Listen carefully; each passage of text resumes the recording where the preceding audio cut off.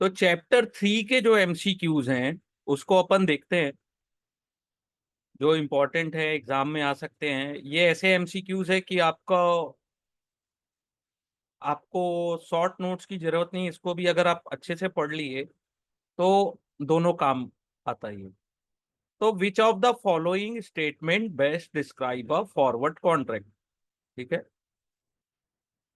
तो it is a bilateral agreement to buy or sell asset at future date for price agree today, obligation for both parties. ठीक है, exchange traded fund को, contract को forward नहीं कहते हैं। ठीक है, holder give the holder the right but not the obligation, इसको ऑप्शन कहते हैं। Up front premium payment by the buyer, तो ये भी ऑप्शन है। तो answer A is right answer, क्योंकि forward contract is a bilateral agreement to buy or sell a asset at future date for a price agreed today. ठीक है, तो obligation दोनों का रहता है, बोथ पार्टीज का। ठीक है, in a forward contract when is cash typically exchange between the buyer and seller. ठीक है, तो कब होता है? No cash is exchange until the contract delivery or settlement date. ठीक है, कॉन्ट्रैक्ट की डिलीवरी और सेटलमेंट डेट से पहले कोई कैश का एक्सचेंज नहीं होता है। दोनों पार्टीज अपनी ऑब्लिगेशन को फुलफिल करते हैं।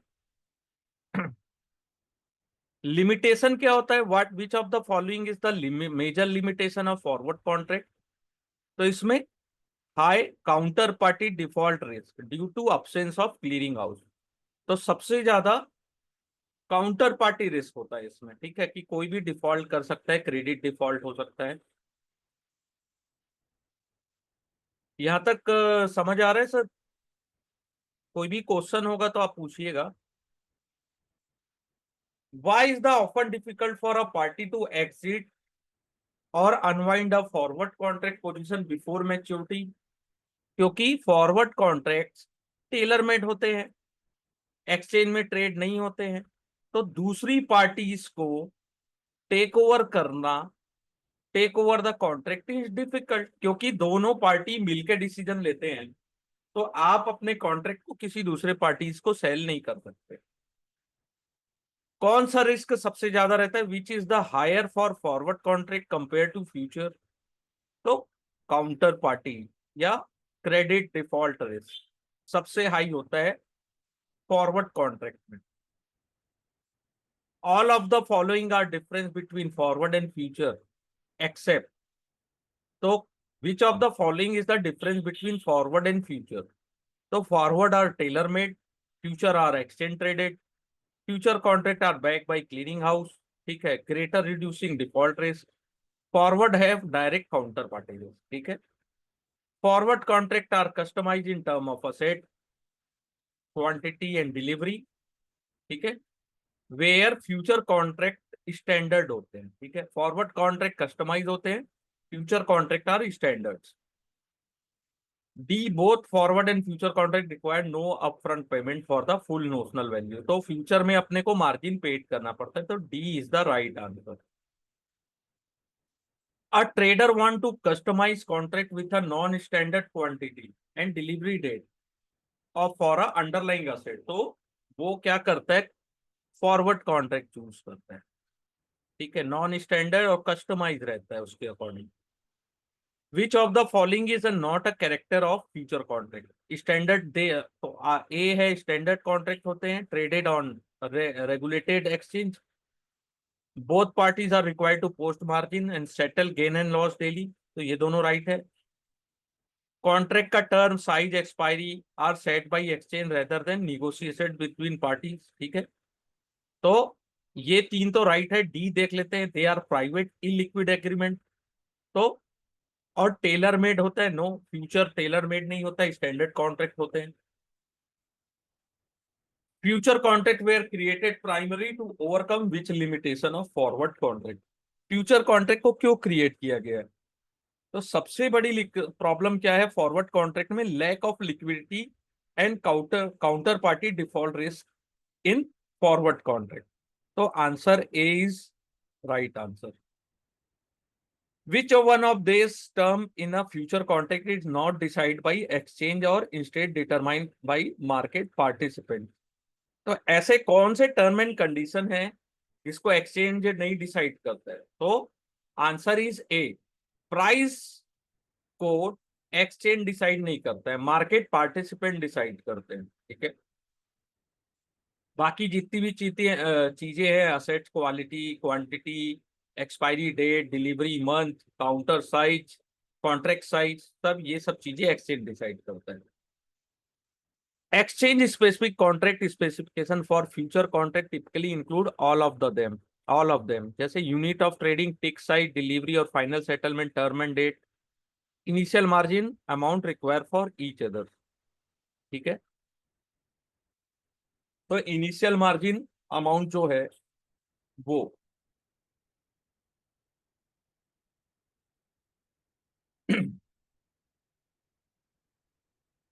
What does the contract size और contract multiplier?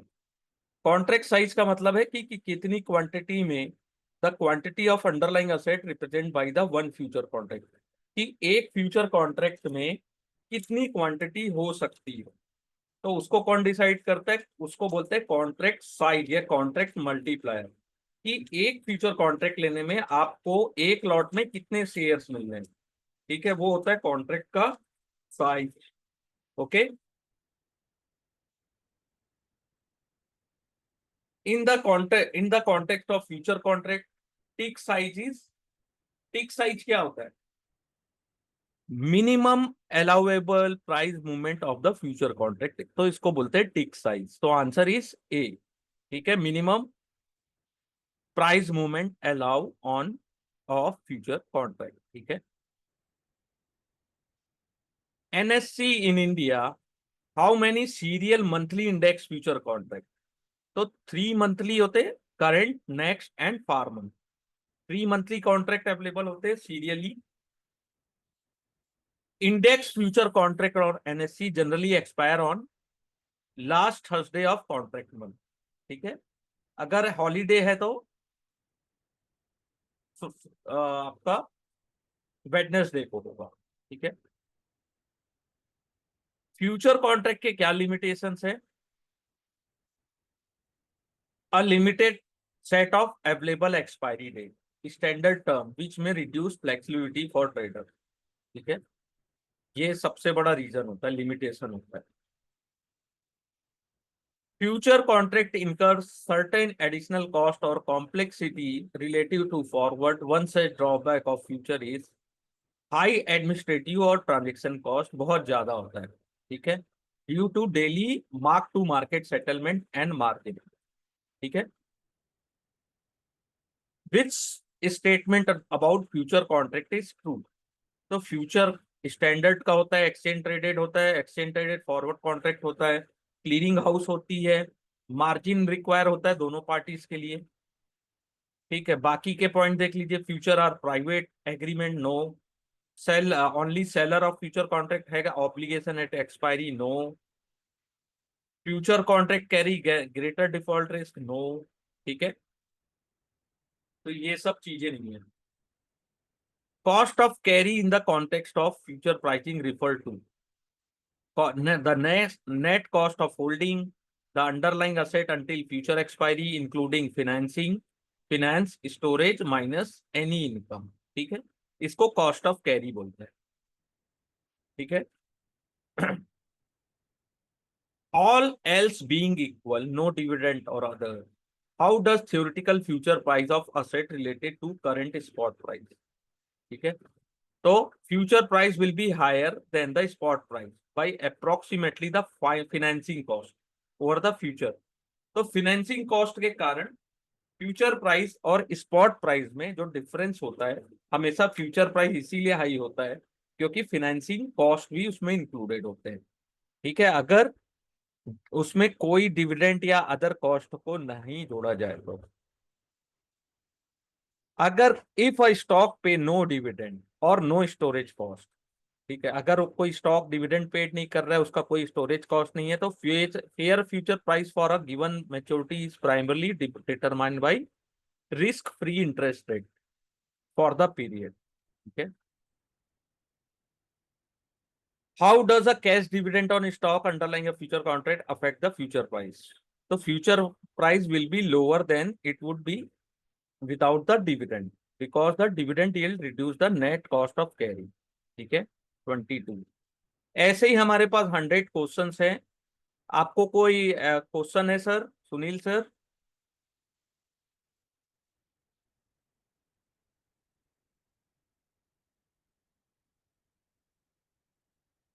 basis in future market is defined as। Hello sir. yes, hello। Sir थोड़ा सा धीरे से बोलो ना सर, थोड़ा सा जल्दी हो रहा है इसलिए। हाँ ठीक है, वो अपन एमसीक्यू कर रहे हैं। हाँ। ठीक है। बेसिस क्या होता है? Basis in future market is defined as basis. तो स्पॉट माइनस फ्यूचर प्राइस होता है, जो स्पॉट का प्राइस है उसको फ्यूचर माइनस से माइनस कर देंगे तो बेसिस निकल के आता है। तो spot price of underlying asset minus the future price, तो उससे बेसिस निकल के आता है। ठीक है। बेसिस का मतलब होता है स्पॉट माइनस फ्यूचर प्राइस। अब एक एग्जांपल है, on a particular day spot price of assets is 100 और 1 मंथ फ्यूचर प्राइस इज 105। तो इसका कितना बेसिस होगा बताइए? अभी अपन ने जस्ट देखा basis equal to spot minus future. Calculate करके बताइए।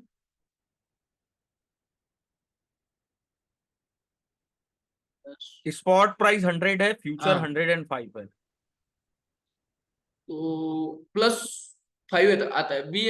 आंसर नेगेटिव आता है, आंसर बी आएगा सर।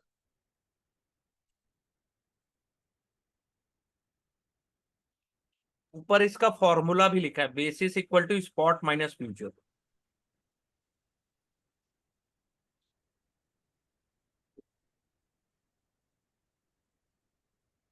स्पॉट 100 रुपए है हाँ और फ्यूचर प्राइस कितना है?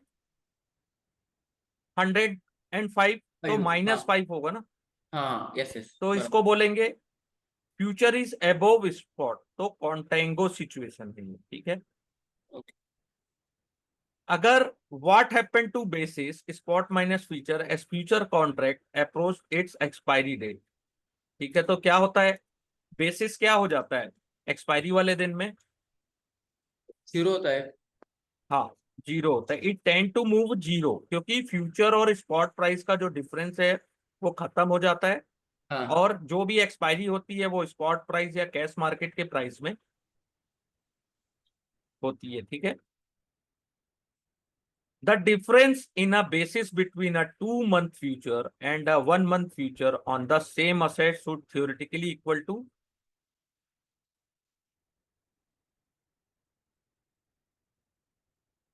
2 महीने का फ्यूचर है और 1 मंथ का फ्यूचर है, उन दोनों का जो डिफरेंस है उसको क्या बोलेंगे? क्यों ज्यादा होता है difference?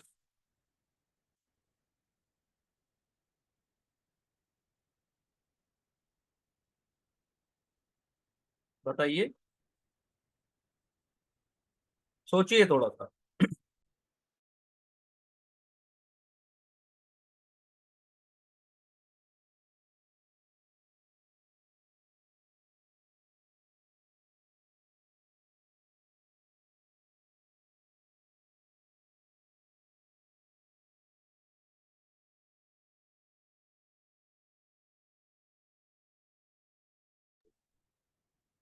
Difference in the open interest, the difference initial margin between the two.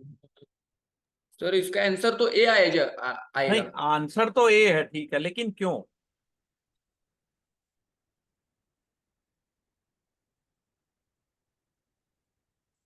क्योंकि 2 महीने का जो कॉस्ट ऑफ कैरी है, द कॉस्ट हाँ of carry off underlying asset for additional 1 month. हाँ ठीक है। The cost of carry the underlying asset for additional 1 month of interest minus any yield। ठीक है। तो कॉस्ट ऑफ कैरी लगता है ना, भले ही रेट ऑफ हाँ इंटरेस्ट है ना वो। हाँ। ठीक है। 27, if the actual trade future price is higher, अगर फ्यूचर प्राइस हाई है then fair price. Implied by the cost of carry model. तो आर्बिट्राज क्या करेंगे? आर्बिट्राज क्या करेगा? अगर एक्चुअल ट्रेडेड फ्यूचर प्राइस से या फेयर फ्यूचर प्राइस से ज्यादा हाई बता रहा है, बोथ साइड लेगा वो सर, क्या करेगा? बोथ साइड ये लेगा। क्या? सोचिए सोचिए, थोड़ा सोचिए, आर्बिट्राजर का क्या काम होता है? अगर फ्यूचर स्पॉट प्राइस और फ्यूचर प्राइस, तो आर्बिट्रेजर क्या करता है सर, जो उसका एनएससी और बीएससी में जो प्राइस कम ज्यादा रहता है उधर ये करता है वो आर्बिट्रेजर। सेम मार्केट में भी कर सकता है। सेम मार्केट में कर सकते हैं। हाँ, कैसे करेगा? अगर फ्यूचर प्राइस जो है, फ्यूचर प्राइस हाई है फेयर फ्यूचर प्राइस से, जैसे फ्यूचर का प्राइस 100 होना चाहिए, हाँ फेयर फ्यूचर प्राइस, लेकिन फेयर फ्यूचर प्राइस से ज्यादा बता रहा है, 102 बता रहा है, और स्पॉट प्राइस कितना है मान लो थोड़ा कम है, 98 है, तो क्या करेगा वो? फ्यूचर प्राइस, फ्यूचर को शॉर्ट कर देगा, हाँ फ्यूचर को सेल करके बाय कर लेगा असेट को। ठीक है, इसे कैश एंड कैरी आर्बिट्राज कहते हैं। ये सब क्वेश्चन आएंगे सर, ओके इसलिए ओके। मैंने ये सब क्वेश्चन तैयार किए हैं। देखिए यही हमको आता सब है, इवन अभी मैं आपको याद दिलाया तो याद आ गया होगा आपको। बराबर बराबर। ठीक है, इसलिए मैंने चैप्टर 3 से ही कम से कम मैंने 80-90 क्वेश्चंस निकाले। ठीक हाँ है, तो ये हो गया सर, उसी में 27। से आते हैं क्या सभी? नहीं आते नहीं, पहले आप देखिए, क्वेश्चन का कोई गारंटी नहीं कहाँ से आएगा नहीं आएगा, कोई नहीं जानता है। ओके। एनआईएसएम के में कोई गारंटी नहीं है कि यही क्वेश्चन आएंगे, लेकिन हमको जब बेसिक पता है तो हम हमसे तुम कुछ भी पूछ लो, हमसे तो सब बनना है। बराबर ठीक सर। है, अब 28 का बताइए, 28 में क्या होगा? So if a future contract under trading below fair value related to spot and carry cost, the profitable arbitrage strategy would be to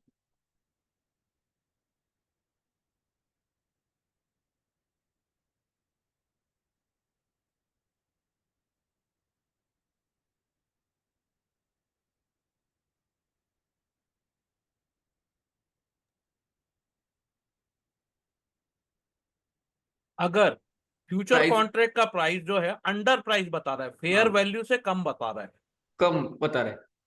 तो क्या करेंगे? फ्यूचर को लॉन्ग करेंगे और अंडरलाइंग असेट को शॉर्ट करेंगे। ठीक है, हाँ क्योंकि वो अंडर प्राइस बता रहा है, बराबर। तो वो अपने फेयर प्राइस के आसपास तो आएगा ही। ठीक है, तो इसको बोलते हैं reverse cash and carry. Future को बाय किया और स्पॉट को या कैश को कैश मार्केट में सेल कर दिया। ठीक है, ओके। अब यहाँ पे एक एग्जांपल इसको बताइए, 29। आर्बिट्राजर और स्पॉट प्राइस है 1,500 1,500, 3 मंथ का फ्यूचर प्राइस है 1,550। ठीक है, 3 मंथ का मंथली रिस्क इंटरेस्ट हुआ 1.5, एनुअली 6। आप ट्रांजेक्शन कॉस्ट और डिविडेंड को हटा दो, तो कितना रिस्क फ्री प्रॉफिट है उनके पास? बताइए, रिस्क फ्री फ्री प्रॉफिट कितना होगा?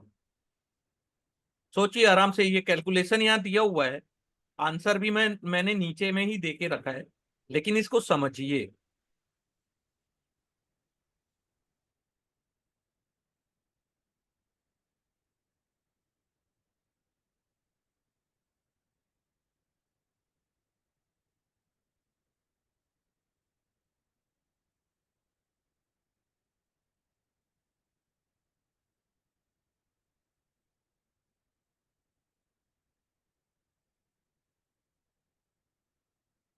सर इसका स्पॉट प्राइस तो 1500 है।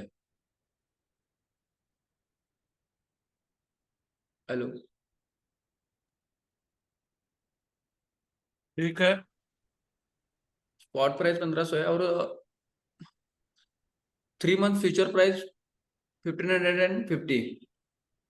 ठीक है। इसका तो इंटरेस्ट रेट फ्री बोला है, हम्म। फ्री इंटरेस्ट रेट 1.5 बोला है, एनुअल 6%। हाँ। तो ignoring transaction costs of dividends, which action should highlight risk free profit बोला है. हाँ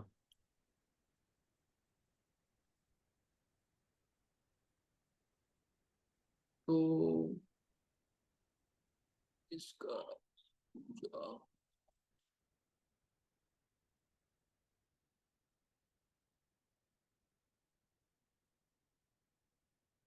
सर इसका जो स्पॉट प्राइस है तो 1500 एक शेयर का है क्या, कैसा है?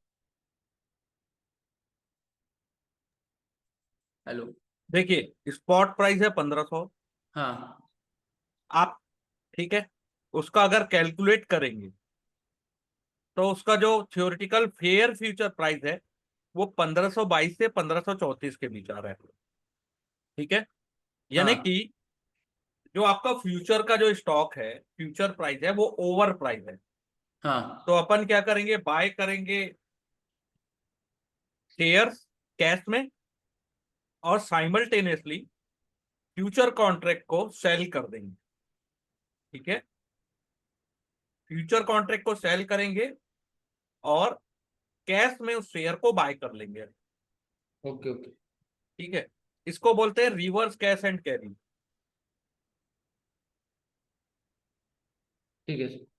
ठीक है, इसको क्या बोलते हैं, reverse cash sorry and. Cash and carry, okay cash and carry बोलेंगे। ठीक है, ओके. क्योंकि अपन ने कैश में बाय किया, हाँ. कैश में बाय किया, फ्यूचर में सेल किया, तो cash and carry. Okay okay. Cash and carry arbitrage. Price discovery कैसे होती है,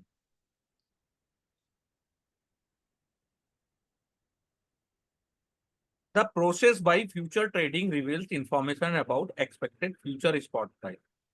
तो आंसर ए है। कन्वर्जेंस किसको बोलते हैं, कन्वर्जेंस,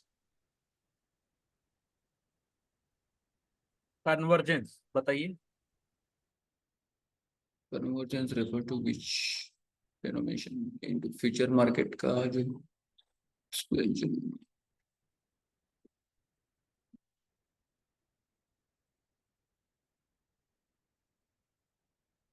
याद नहीं आ रहा है सर थोड़ा उसका. आपने रिवीजन किया है चैप्टर 3 का? रिवीजन नहीं, चैप्टर 3 का देखना चाहिए सर. मैं वही उस दिन ही ज्वाइन किया था, थर्ड और फोर्थ अच्छा का. अच्छा, मैं और एक बार देख लूँ. क्योंकि थर्ड एंड फोर्थ से 20 क्वेश्चंस तो आएंगे ही। नहीं नहीं. और नहीं वो थोड़ा घुमा घुमा के आ रहा है ना, वो थोड़ा कंफ्यूज हो रहा ये ऐसे ही क्वेश्चन आते हैं, तो कोई दिक्कत नहीं है। Convergence refer to the which phenomena, तो answer is A, expiry date में future price tend to converse to price of underlying asset. ठीक है, फ्यूचर और कैश प्राइस दोनों इक्वल हो जाता है, जीरो हो जाता है ना, जो उनके बीच का डिफरेंस है वो बिल्कुल नहीं रहता है, उसको कन्वर्जेंस बोलते हैं।